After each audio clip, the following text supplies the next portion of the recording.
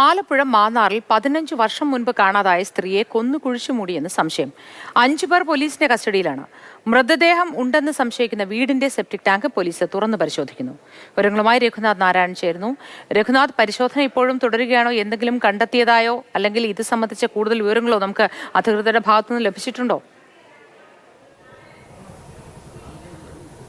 ഇതുവരെ അങ്ങനെ ഔദ്യോഗികമായി യാതൊരു വിവരവും ലഭിച്ചിട്ടില്ല മൂട്ടി. എന്ന് മാത്രവുമല്ല, നമ്മൾ കഴിഞ്ഞ ലൈവ് തരുമ്പോൾ കുറച്ചുകൂടെ അങ്ങോട്ട് നീങ്ങി നിൽക്കുകയായിരുന്നു. അനിലിൻ്റെ വീടിൻ്റെ അടുത്തായിരുന്നു ഉണ്ടായിരുന്നത്. പക്ഷേ പിന്നീട് പോലീസ് എത്തി, DYSP ഒക്കെ എത്തി മാധ്യമപ്രവർത്തകരോട് അവിടെ നിന്ന് മാറാൻ വേണ്ടി പറഞ്ഞിരിക്കുകയാണ്. കാരണം അവിടെ പരിശോധനകളൊക്കെ നടന്നുകൊണ്ടിരിക്കുകയാണ്.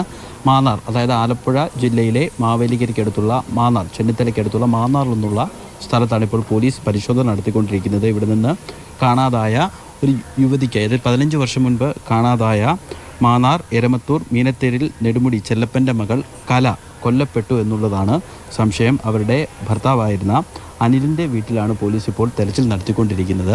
ഇത് കലയെ കാണാതായിട്ട് ബന്ധുക്കൾ പോലീസിൽ പരാതി നൽകിയതിനപ്പുറം മറ്റ് യാതൊരുവിധമായ ഇടപെടലോ അല്ലെങ്കിൽ അതിനൊരു ഫോളോ അപ്പ് ഉണ്ടായിട്ടില്ല എന്നുള്ളതാണ് മനസ്സിലാക്കുന്നത്. പക്ഷേ കഴിഞ്ഞ ദിവസം 2 മാസം മുൻപ് അമ്പലപ്പുഴ പോലീസ് സ്റ്റേഷനിൽ കലയുടെ കൊലപാതകവുമായി ബന്ധപ്പെട്ടൊരു ഊമക്കത്ത് ലഭിച്ചു. അതായത് കലയെ കൊന്ന് അനിലിൻ്റെ വീടിന് സമീപം കുഴിച്ചു മൂടിയിട്ടുണ്ട് എന്നുള്ളതായിരുന്നു ആ കത്തിനകത്തെ ഉള്ളടക്കം. അതിൻ്റെ അടിസ്ഥാനത്തിൽ പോലീസ് നടത്തിയ അന്വേഷണത്തിലാണ് ഈ കത്തിൽ പറയുന്ന കാര്യങ്ങളിൽ ചില വസ്തുതയുണ്ടെന്ന് മനസ്സിലാക്കുകയും 5 പേരെ, ഈ അനിലിൻ്റെ സഹോദരിയുടെ ഭർത്താവ് ഉൾപ്പെടെ 5 പേരെ കസ്റ്റഡിയിലെടുക്കുകയും ചെയ്തിട്ടുണ്ട്. ഇതിൻ്റെ തുടർച്ചയായിട്ടാണ് അനിലിൻ്റെ വീടിനോട് ചേർന്ന സേഫ്റ്റി ടാങ്ക് പൊളിച്ച് പരിശോധിക്കാനുള്ള ഒരു നടപടികൾ ആരംഭിച്ചിരിക്കുന്നത്.